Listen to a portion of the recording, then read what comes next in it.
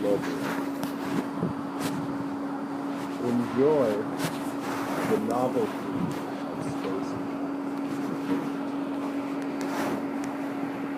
Hello everyone. In a sense, guys,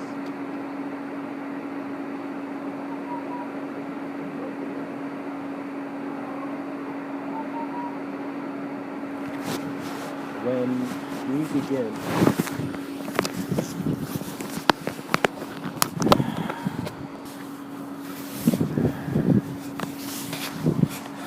when man looks at space and time, there's a moment where he wonders of what man is and how that man is interpreted. When you see that one is interpreted space and time, you begin to see causality is not just being affirmed based on its effect. The understanding of man is one where if you are not aware of what you're considering, you are creating ignorance. So what that means is if I'm not aware, or let me say, you know that king story where it's like this tale where the king is given invisible garments by these thieves for convincing the king that he's going to go steal ever? You know. It's pretty much this king walks naked in front of the whole kingdom, you know, like first he has the whole guest and but he has nothing, you know, it's just no money. So it's very important. It's very important to see, guys, that just like that story, there could be some considerations we could be having now that could be suggesting our reality, but are not that relevant. So that moment where you think it's raining but you don't know, if you say it's raining before you know, before you see it, it's as if, oh gosh, this guy is fantasy. Gosh, this guy's crazy. How can it be certain? Do you see it? But the minute that it comes, then, oh gosh, it's raining. You must look at how conceptualization is happening through how the being is observing the human idea, and just more than the human idea. Guys, you cannot just observe a body of thought without being aware of other dimensions where bodies exist. So what that means is when you're aware of your moment, you might be so unprepared as the objective viewer. As an objective viewer, you're like, gosh, I don't know what to do. There's so much suffering. How do I find liberation? How do I do it? You know, you might be thinking all these stuff, but when you become aware of your moment, this is all there is. If you exist in a way that you are aware, and this you is your consideration. But when you begin to see others, and just like how other human beings can have the same experience as you, it's kind of like, not this imageless compression comes within you because you're seeing that it's like the similarity experience. You know, many people might be rude to others, or might not value the life of people around them, even though that's changing. But you will see every human being values their own life. It seems like survival is something that this biological being wants to do. You see? So right when it gets cold, man goes inside. So you must be aware of the nature of how thought is being observed. So how Mr.Within would communicate this very gracefully and efficiently for you is that consider yourself as existential observance first, that is unspeakable and untouchable, but all it is your beacon of inspiration. It is your moment of illumination. It is the moment in which you become aware of all other moments. So it's as if everything is within your awareness. Do you see that? Now, when you look at the novelty of space and time, it is suggesting a very big difference. It's very big. Because novelty means every comparison and reference point you have, if you didn't consider, where would you be? Or you will begin to see you will be in the emptiness and trust me, it's similar to just like, for me at least, it was very similar, just like how you see a thunderstrike for the first time, or an actual thunderstrike. What that means is, for me, the first time I saw a really big thunderstrike, horizontal thunderstrike, and I just take this random turn on the street, and it was raining too, and I take the longer route, not the short route, I take the longer route, and as I'm taking the longer route, I just look around and I just see this remarkable thunderstrike in the sky. I'm just like cycling back and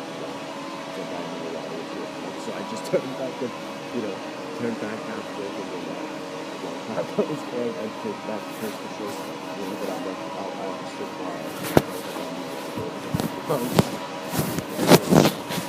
there was one of the blessings that there's beauty to it, there's an elegance to it, and it's inspiration in the sense that the inspiration is coming out of your excitement and amazement and wonder of the unknown aspect of being, which is suggesting a great intelligence.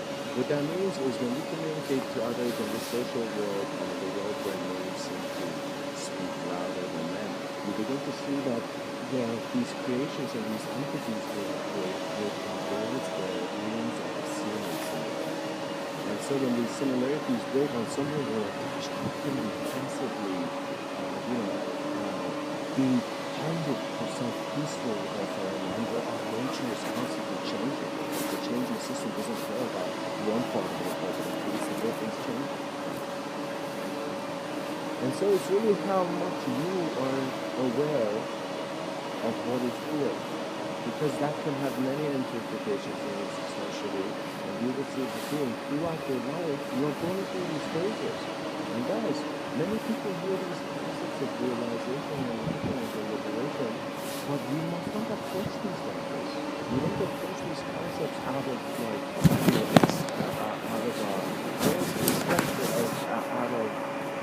curiosity to see what's going on. Like, we must not have a lottery attitude where if you do it, then you must get something. You don't look at teachings like that. Look at teachings from how life is being presented. There's a significance where the being's intelligence becomes covered by a system beyond space and time, where you are the knowing of manifestation, which is unknown. So what that means is it's like that second before we are physical in manifestation, you are the awareness of that spot, It's like if your hand could go in a portal, it would be that moment exactly between where your hand is going to portal. And so you would see the consciousness of that is unspeakable. So the unspeakable ways where man, in a sense, explores his consciousness, and for now he's changing with his world as well. What that means is, I find it very true to see that man is a very individual aspect of reality. And because he's a very individual aspect of reality, it's like he's being bullied by the greater effects of the cosmos. It's as if like when comets come, people make the movie Armageddon, So it's very important to recognize that because man is considering an individual self, he feels he does not know. You see? But if you let the intelligence go beyond the ideology that is giving a framework when you're not sure that you can be hanged on a wall, and a wall that's the same wall perhaps for many generations or beyond those walls, you have to see that we can revolutionize our thought by through a new state of awareness communicating the ideas before. What that means is, in a sense, it's not about what you're saying, but rather about the state of being you're saying it, and the existential freedom that is emanated naturally by your presence of becoming into the awareness of someone else. Guys, honesty also meant that your navigation in this life is done with a gentle simplicity. Because the honest mind did not play games with you. You see? Honesty, sincerity, and guys, many people have found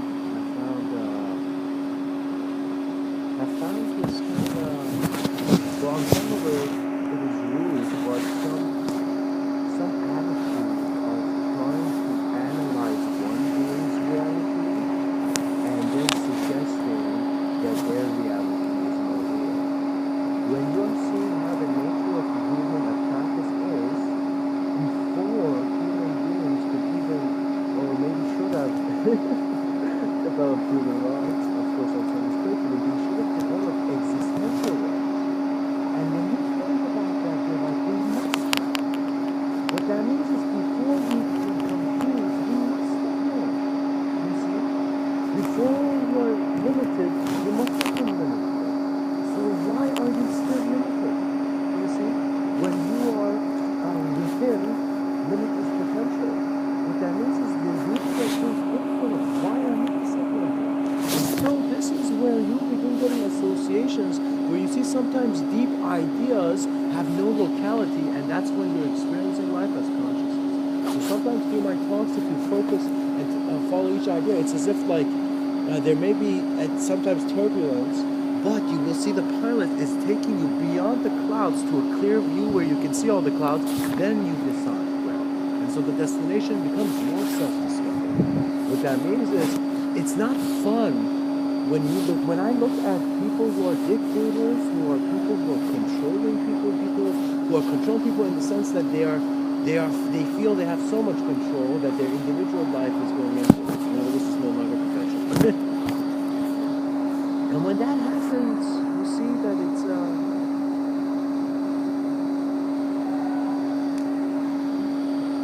the human being is peaceful as a being, but the ideas of the human being have been fighting wars for eons, for that is the image man received. Give this world an opening of how you as a self-aware being are perceiving it. And trust me, human beings are smart beings. We are very smart. What that means is we might have been made bad decisions, but it's like our state of awareness is increasing. So we're reaching a point where we will actually really quickly realize things and begin healing our planet by healing the self and by recognizing it's all within awareness. And self-awareness. Because we need to have a mindful approach, or we're just all just laughing around, just chaotically going into our own realities. The greatness of mankind was that different men could come together and different worlds would occur. And when I say men, guys, that is the human being. Because you will see beyond the duality of the male and female having to be male and female because you're relating it with ideology. But then when you begin experiencing those energies as they are, you become the moment of allowance where that expression comes in. Guys, you're not more really a body that is purposeful as a body. You are a body in which an observance is present beyond how a personality is communicated or verbally thought of or introduced as a sense of self-talk in regards to a language that's spoken. There is a multidimensionality in man's understanding, and the minute man can put aside everything and take a good look at life, he will see you've given yourself a chance to see what you need to hold on to and what you need to let go of. Immediately see what you need to let go. And so meditation was perhaps that moment where in this moving world and this noisy world, you just gave yourself a bit of stillness, a bit of silence, and you went into nature. And you would wonder of how your life would be in such a reality. And you would see a peaceful energy in your mind. When you would see it's as if you would and so you begin to see everything is communicating to you, for you are existential communication. And at first man thought it was existential communication between two terminals, but when the spectrum is infinitely experienced, the experiencer is beyond the game of form and focus. So it is an accuracy, it is an understanding. It's like that moment where you see sincerity is actually the greatest tool for our technologies of the future. For it will be assuring that by you really observing this life deeply and really seeing the spark in the mystic skies, recognizing that you want your life experience to be more than words, more than beliefs, more than reasoning, when there's no reason to reason. Think about it and you will see the thinker is gone. For you have been dissolved into the observance that is the experience of your world. Meditation in thought is arrogance and a waste of time, but beyond thought is that moment where you are simply by looking at something, moving to a plane of existential understanding where your greatness comes in the lack of action. So it becomes an action, a transcendental action is like a lack of action when done in that way, if I can say. And so a story to complement such a thing. Back in the day, guys, this is a Zen story, of course. There was a warlord who just went crazy. And he said, I want to kill all the monks. And so all the monks were like being killed in every city. And so the monks were like, they just had peaceful ability, so they pretty much walked in the mountains mostly, right? And so when the monks walked into the mountains, it was like that moment where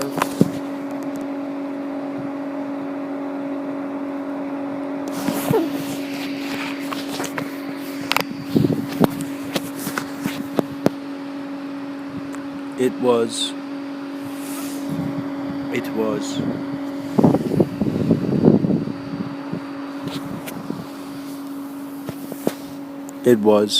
okay.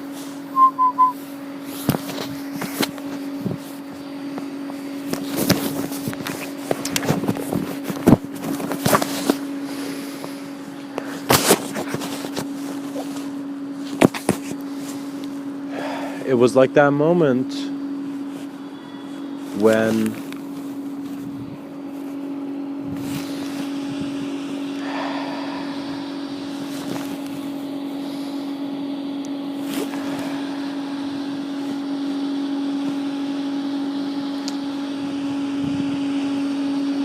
pretty much the warlord goes berserk. The monks are, most of them have ran away. The warlord is very, with his like very warlord-like kind of presence, kind of going around. He goes to one city and one of his generals comes up to him and says, "Hey, warlord,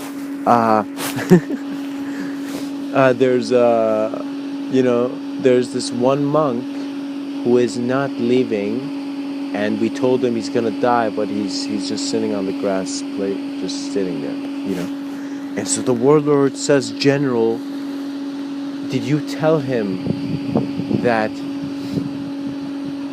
he will not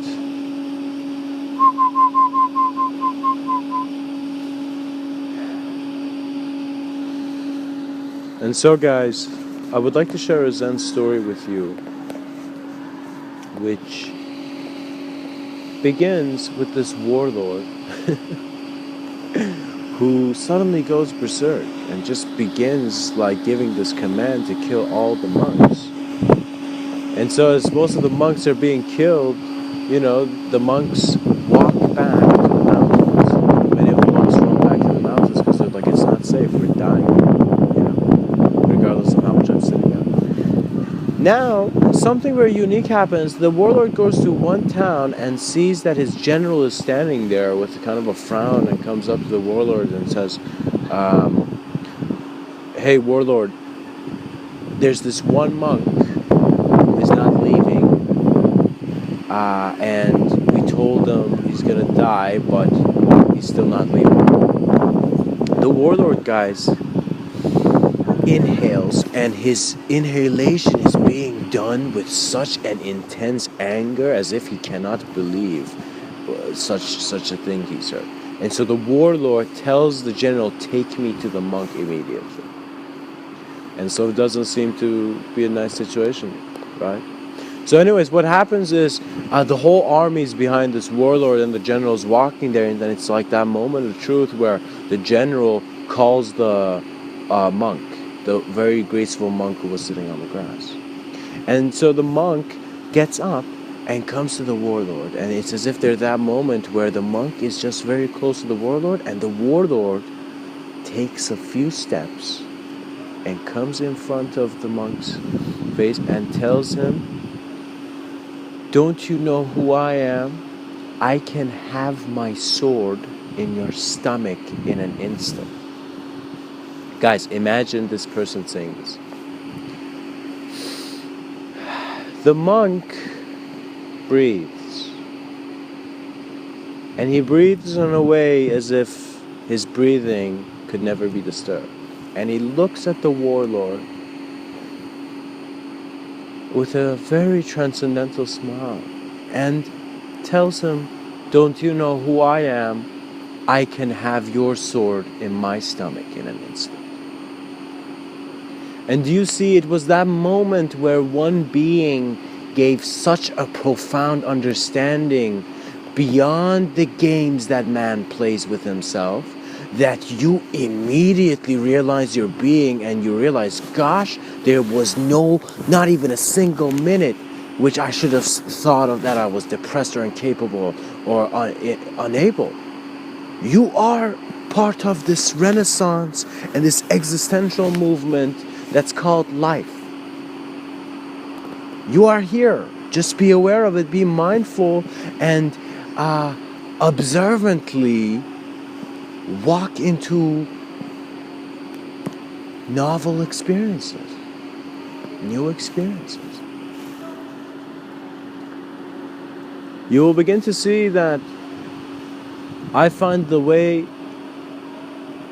man is known to acknowledge space and time is in a modality where it's like we're boxing it, where we have to have dimensions. It's like as if the being is not comfortable with its ability, and it's like, gosh, I need to measure it and analyze it and make it in a certain way. So it's not that science is wrong, but how can the human being become more able? And it's not a matter of what ideology the being is working with. It's simply about how the being is working with what is given, which is pretty much the imagery of your life. So what you're looking at is what you are given as an existential being. And so we need to see here, we are different existential beings. We are a being where in our presence we can be aware of simultaneous realities. What that means is we are aware physicality is here as a physical thingness, and we're also observing physicality. Do you see? And so the observer has a transcendental quality which is not elusive because it is not based on spectrum. Science really limits itself from many beautiful technologies when it can't work without spectrum. And that means that it only needs physical resource. It needs resources that are based on a physical actuality of experience. And of course, the reason one is needing that is because that is what is normal. That is what is needed, it seems. I look at the greatest leaders and they all are saying we need this physicality to be like this. But when I think about it, in 1,000 years, where we would be, our problem would be non-existent, perhaps, or maybe. Do you know? And so what that means is it's more about how you are aware of how you are existing in this life. And this requires you not to think that you know everything, and that you can know everything at first. Have a humility, have a sincerity. Don't be a seed that's still not planted in the right atmosphere and observance and assume that you are a tree. Do you see? Let your experience grow. You are naturally growing, and you need to respect the growing process in this existence. As you do, you also respect it in a manner where you do not interpret space and time, but you allow it to naturally be what is present in your moment. And then you are giving yourself an existential allowance to see beyond what you have seen. And that is where genius finds its glow. In how novelty projects such a solution where it's as if the problem could never exist because all the wants of the problem were solved. Once we realize multidimensional beings do not need nourishment from just one objective template of reality, they become an allowance. So you will see you as a being are right now evolving to a point where you feel you are chained. Some people feel that this is a prison body, but no, this is simply how much the being has evolved. And you will see that as the being is evolving, eventually it would go into modalities where this physicality will develop into a world. So what that means, guys, this is very, very unique and very new, and I don't know how to explain it in a way where there are other things, but I'm going to use nature's imagery to kind of show it to you. Think of it this way, guys.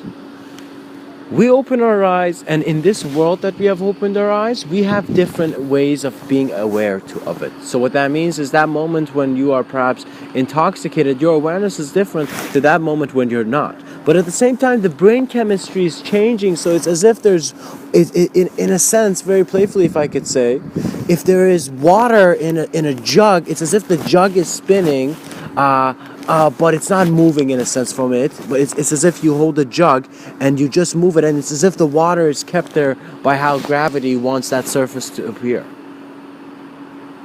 So it's as if there is a movement but a stillness that is keeping it all here.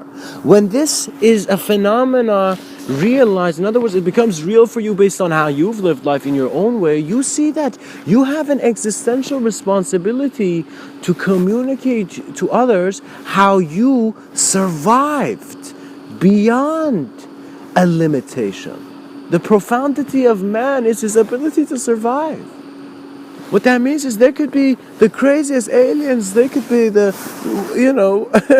the craziest robots, the craziest fantasy, sci-fi dilemma, or the worst case of extinction, but man is known to do a good job, and that good job is to survive. We're still here. All we know is how to be here. So we need to allow ourselves to see how we are being here, and that's when existential awareness begins to become how clarity was an experience, not an idea. How truth was more of an absolute experience than an absolute definition that satisfied your wants based on how you chose to feel in that moment, based on how your environment was projecting a sense of association for you, and you were projecting a sense of association. Guys, there are many complex systems here, but we need to see that their functionality is simple. What that means is man makes a complex tool to do simple tasks. And so it's as if man is creating complexity because it leads him to simplicity. So complex problems are the guarantee of the simplicity of the suffering we went into. So what that means is that moment when the Buddha like really officially brought to the attention of the people in that part of the world, it's as if the multidimensionality, we began to see just like how one human being could look at another human being, one world is looking at another world. And so it's as if we are not the only communication, because we are an individual definition that is living in our own more segmented definition. The more we segment the world, the more we make it an infinite spectrum, the more satisfaction we get, because we are working with an individual association, and so there's an individual consciousness as present in the sense of a personality. But once you observe that personality, you begin to see collective consciousness was what was here. So if it was here, there was no mistake, so the illusion was being directly experienced, and so your absolute is now. And so in a moment of stillness, feel your being.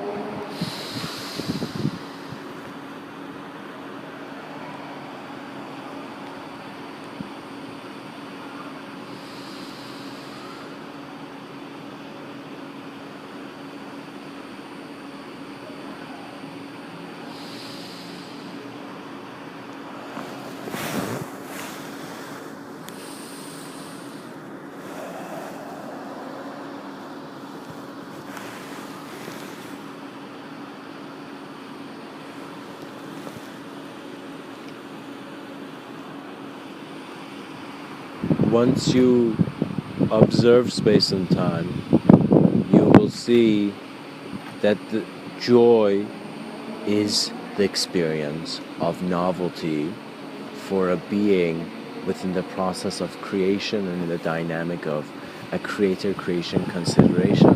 Or if you don't like to use the word creator-creation, think of it as this greater intelligence, and we being our in our sense of whatever we're calling our intelligence.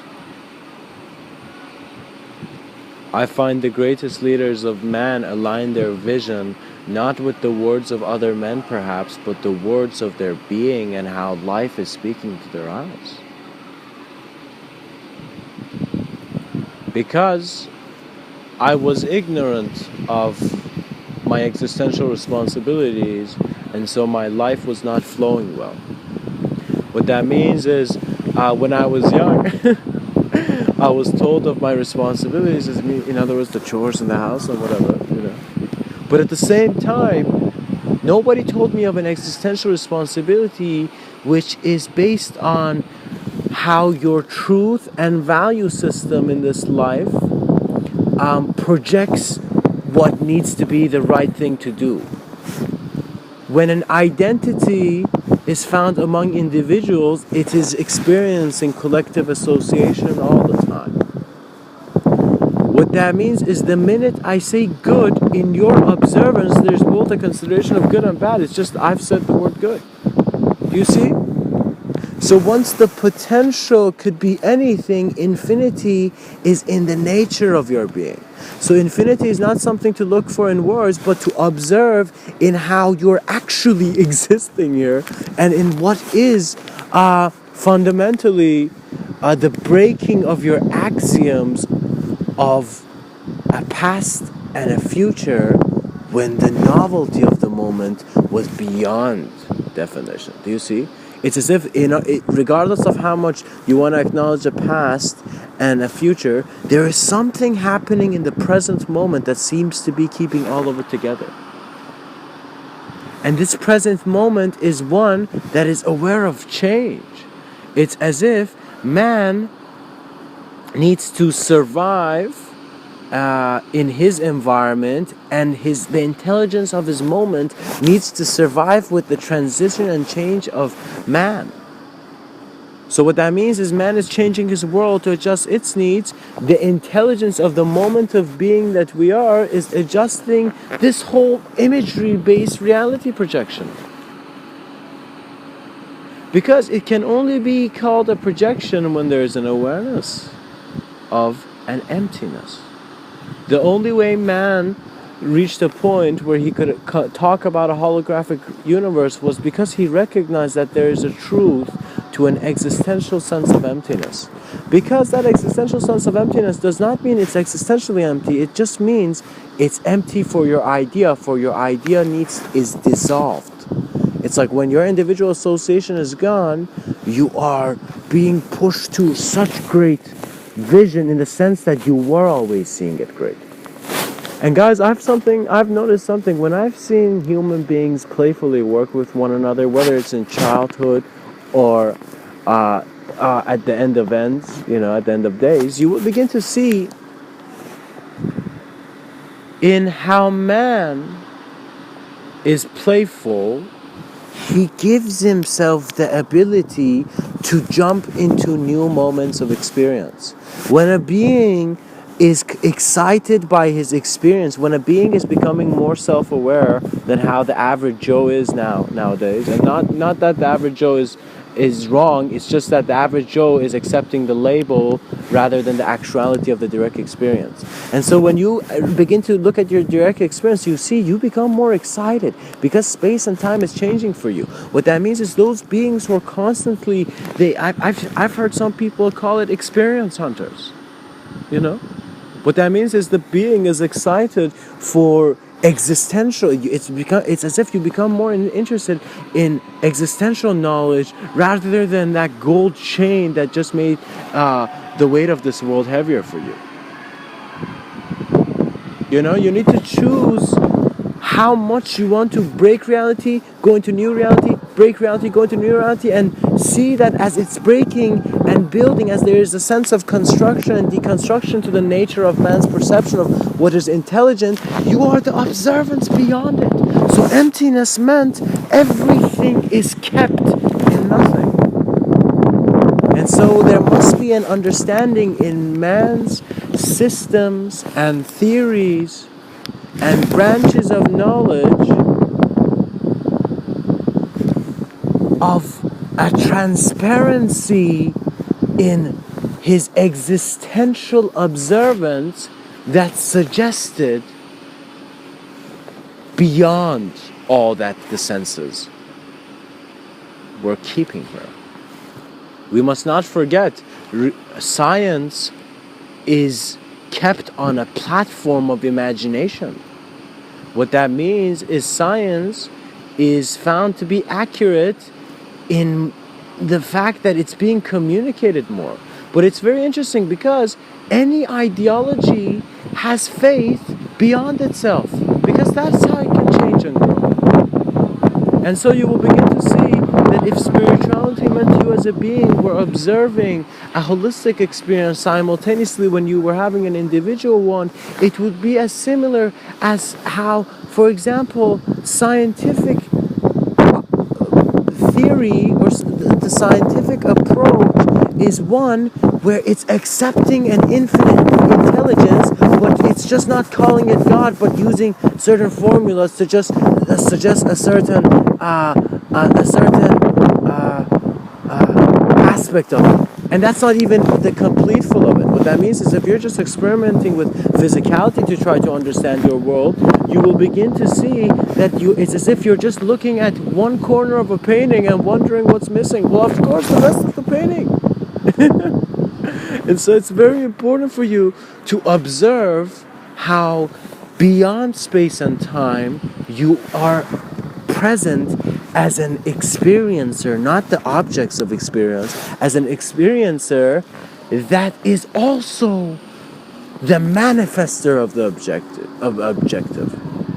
What that means is as if you as a multidimensional being are just landing here, and as you land here in this reality, in this plane of existence, you begin to take whatever that's around you. Just like how in survival man was looking for food, right? As you come here as an individual idea, the idea needs, instead of food, worlds. So you begin to create worlds, and so as there are many worlds created, there are many associations and personalities created, and in a sense, experience becomes synonymously accepted as thought. But it must not be, because there's an existential sense of being that is irrelevant to thought. Thought is actually kept in that intelligence. But that intelligence is all-knowing because it is looking at all form. It is simply that intensity, that state of consciousness and awareness to a plane of reality where you are seeing all planes, and so you're recognizing, gosh, I'm in the airport, and that's why I'm in this existential emptiness and nothingness and stillness and silence. And these, of course, are just different things, but their roots are in the same soil.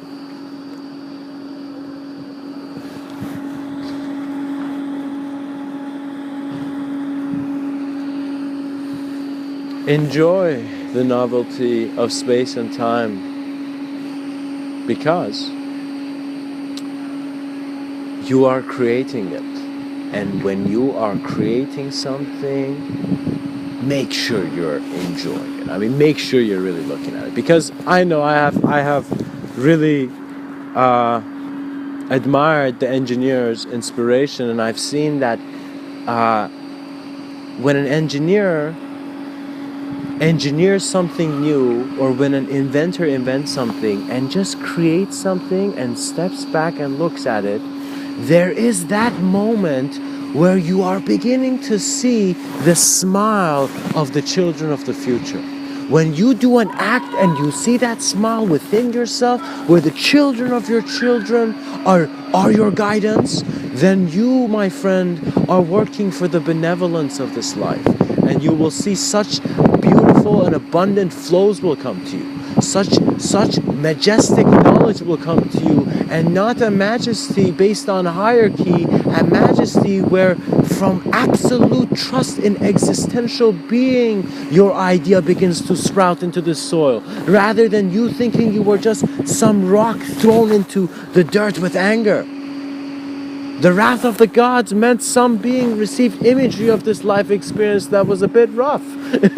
Don't make it a reality for everyone else, but begin to realize that self-exploration also requires cooperation. So what that means is some aspects of multidimensional study, or studying the multidimensionality of nature of man, is when he actually stops being multidimensional and really goes with his environment and stops doing what he thinks he should do. When you begin to do something beyond thinking and just see how thought is manifest, that being who becomes aware of thought develops a strong intuition, because he begins to become grounded in a sense of knowing that is beyond physicality, because it's gently becoming the observance of physicality. When you cultivate observance of this life, the observance is an eternal quality. It's eternal intelligence. What that means is that moment where you are looking at the problem on the piece of paper, you're also realizing that if that piece of paper, if the wind just blew that piece of paper, there literally would be no problem in your existence, in your moment of awareness. And so when man has something taken from him, he wonders, why was it taken and what is there to give? Every human being is going through this dynamic of thought where they're wondering, what am I taking from this life and what am I giving? And what joins these two visions is your moment of being, which is always now. So sometimes you will begin to see your newest moment of existence is your greatest teacher. You don't even need talks from a sense of other. Your sense of self begins to become one where it's allowing existence to teach itself, and so it is not becoming the disturbance of the being idea that is thinking it's something too early. What that means is, I'm pretty sure some people have experienced that moment where you're explaining something to someone, and you're explaining it to someone who you know that person is very able and intelligent. It's just they're not looking at the right imagery, so their reality is not activated. It's as if their inspiration is not there, but they know they're meant for something bigger. So I was talking to such a person, and as I was talking to, I noticed that right when I was about to explain, before I could finish my statement, the two words that came out of my mouth, that person began to communicate and just, not in a rude way, interrupt, but just begin to give his understanding of what that means. And so when someone begins to understand you, there is a flaw in them understanding themselves, because the sense of other is an emanation of self, just as self is an emanation of this existential, transcendental, and unspeakable spark of intelligence that is here. What that means is, you as a human being, you probably respect the people around you, and that's how you're able to work with them. So, when you think about it, are you respecting your world? Are you respecting your existential intelligence, who you are as a being? You begin to think, are you putting enough attention into actualizing what is real for you? And if you're not, it is because you are accepting something too soon as a belief. And so as my conversation stopped the minute that person talked, as if I did not speak until that person stopped talking, then in silence I began a new opening of reality to communicate the same thoughts again. And so when I explained to that person the full story, the being was not limited to his judgment, which came from how he interpreted judgment for himself. And guilt is a role that many people have played in. I have been that actor, and I don't even do theater. And I have found myself to be present in moments where I feel the weight of the world, I feel guilty, I feel I've wronged, I feel, oh gosh. And it's as if like I was feeling like Atlas with the world over my shoulder, and I was wondering why. And then suddenly, how do I say it, like 2/3 in of me thinking this way, suddenly I was like, what am I saying? I'm saying this while I'm lying down comfortably on my bed. And my bed's pretty comfortable, right? And I just became aware of how this self-talk is not really us, but we can associate it to integrate it into what we think is us, but we should not be so certain when uncertainty is how evolution is happening. Because uncertainty meant that there was something that changed beyond what it was. And so there is that possibility of infinity simply because you are infinite, not as an idea, but as an observer that is just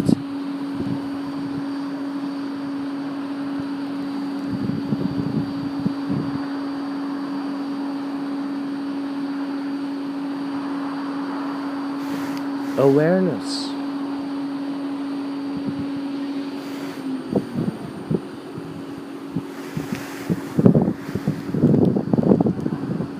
And then the worlds that one becomes aware of.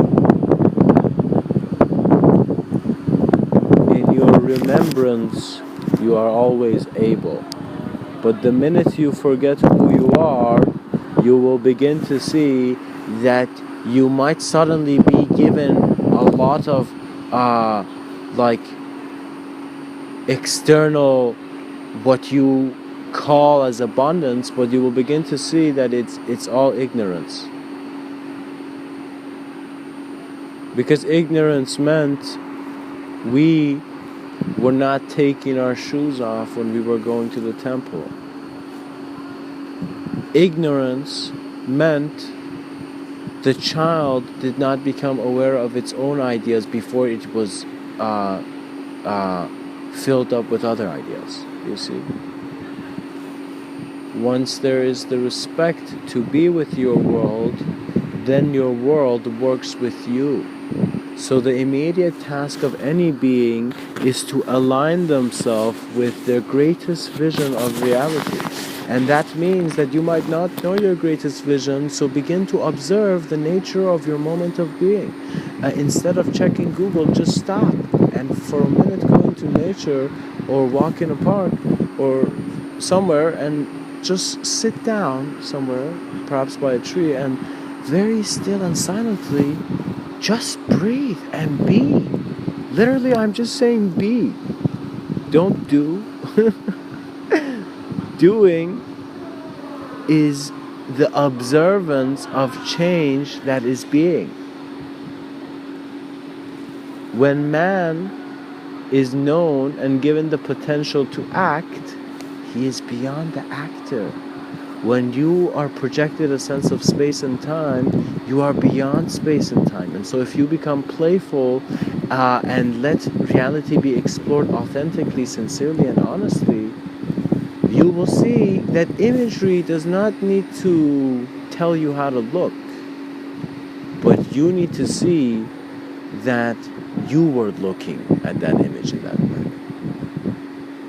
And so when a being is no longer excited in the way he's living, that is a healthy sign.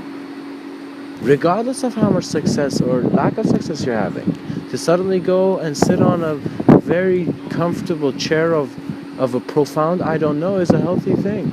Because that means you're giving space for what you have to change.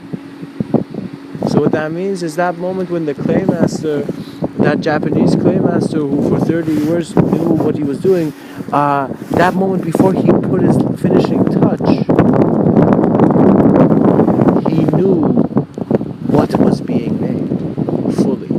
And so it's as if it was being done. And so guys, I hope this in some sense clears up that you need to observe existence beyond thinking, beyond ideology, beyond terminology, and in a way where you're aware of direct experience. And direct experience is always happening, so just become more comfortable and more joyous and put an effort to be joyous. Gosh, you know. So when I say put an effort to be joyous, that means really look at what is joyful. And you see that if joy was something that didn't have a definition, it's everywhere.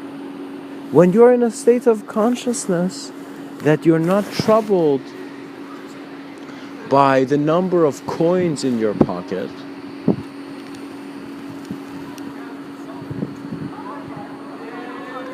you on some level are beginning to see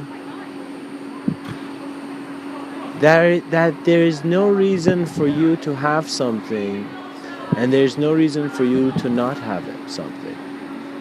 And so there must be a new renaissance in how conceptualization is being reintroduced and realigned by an observance that is more collectively and integratively acknowledging the manifestation that is found within this world. For we have always been within ourselves. And these words, perhaps taken poetically if you want to give them imagery, but if you don't want to give them imagery, take them as that moment in your life where you became aware of life.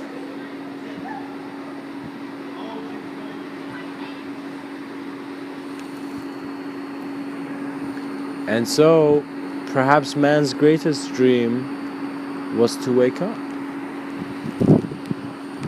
And if you are still chasing dreams and trying to be this certain somebody based on certain ideas that you have of this thing and that thing, my friend, the mind has a powerful quality where it can really make worlds within worlds. And so you need to be mindful and not to recognize that there is a dynamic of fear or a sense of having to be fearless and fight constantly, to be victorious. It's not a victory we're trying to achieve, but it's more of how you can, in the most smartest, efficient, and very self-aware manner, become aware of greater ways of how you are seeing things. Because your sight is suggesting what is here. And what is here is suggesting what is your sight. And so duality is on the edge of non-existence. For the edge of thought was where thought was being manifested from. And this simultaneity means that we are multidimensional without even knowing how to be multidimensional. And that's fascinating, because that means our abilities are being introduced in such a new way that I feel like the planet is like, gosh, these human beings are not aware of what they are, It's only when we objectively consider ourselves that we begin to develop fears of extinction, which are not even real because we're still alive. When you begin to create an unknown door for yourself, rather than trusting that the unknown is present with all that you know, there doesn't need to be imagery that suggests how you are when you know how you are, before any image.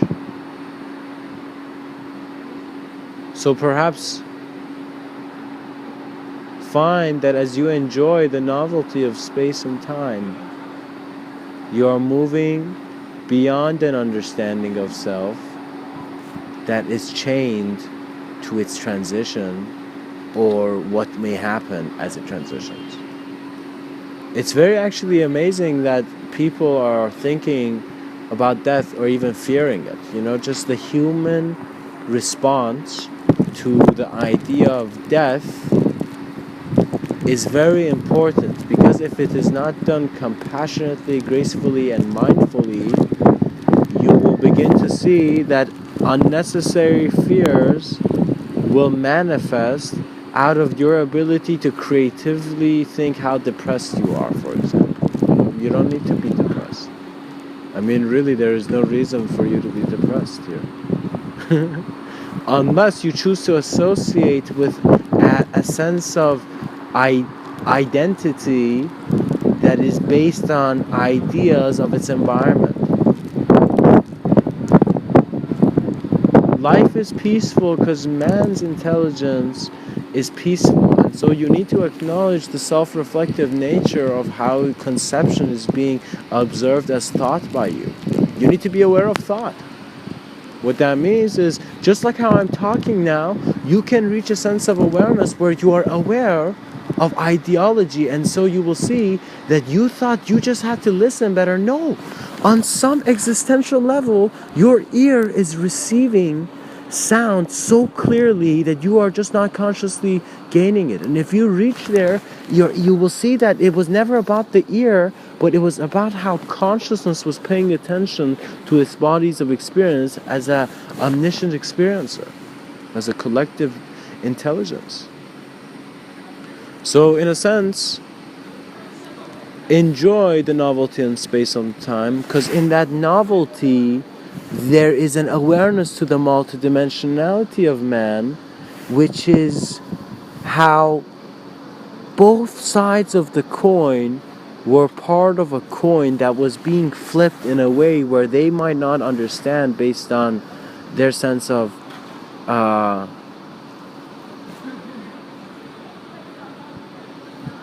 shape and image.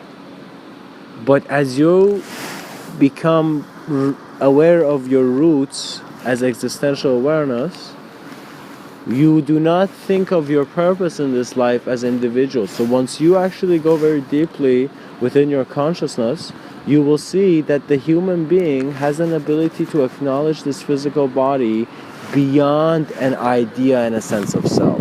So all those people you thought they were insane, visualize them 3,000 years having developed past that sense of insanity outburst and are actually navigating different worlds where we called them schizophrenic, but in a sense they were acknowledging simultaneous reality but not knowing how to maintain it. And the reason was because they were really into the other reality. It's very important to be aware of multidimensionality, guys. Because if you're not aware of it, you will see that externality will lose its significance because you're getting two worlds of where you can begin to create in a sense. And when I say create in, it's as if you're present in there already, because that's the nature of the design. Just like how the intelligence of the prism suggests how white can create a spectrum of many colors, in a sense.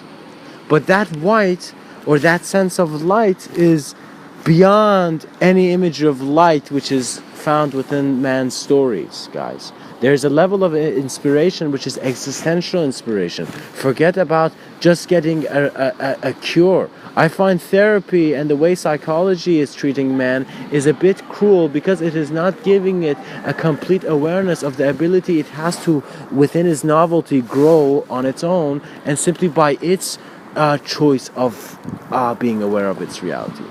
So what that means is, on some level, a child that is being born outside of a city is perhaps receiving less projections of the world being, for example, this noisy, this rough, this at this momentum, at this fluctuation,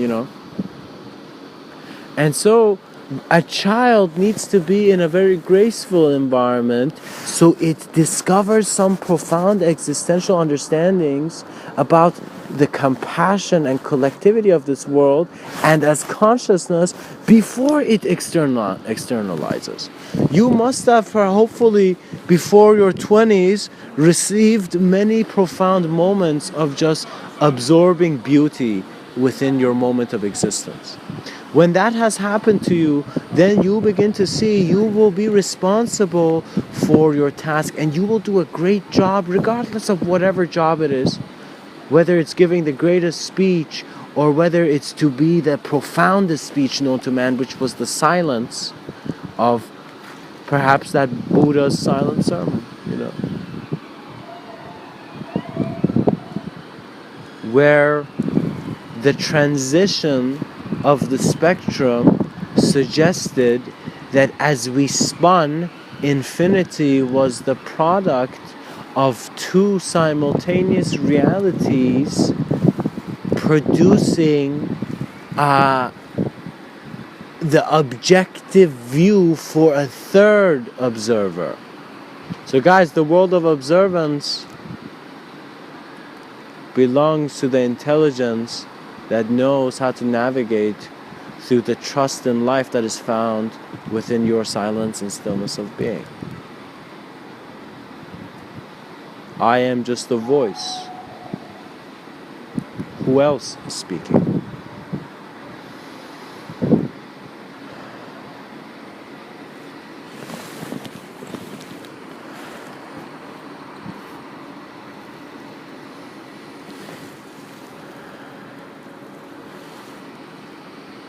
I would like to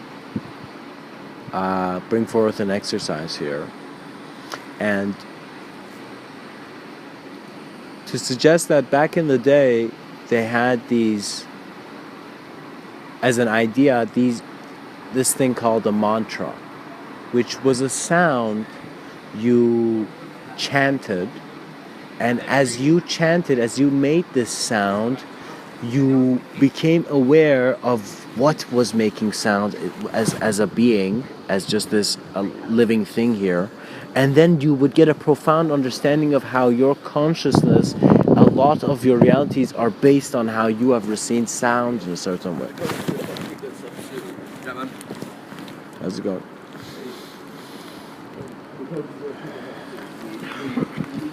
In other words,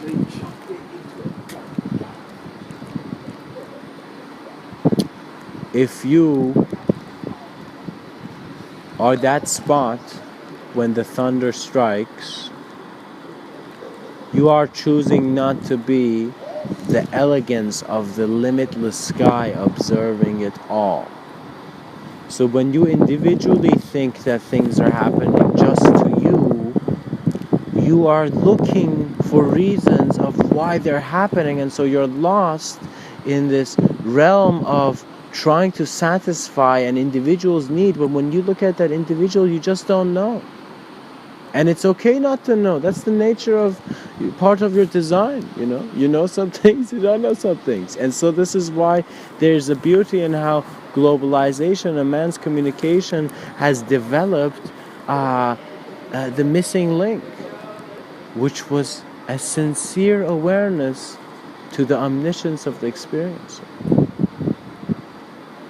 For there are no lies in this existence when clarity has become your door.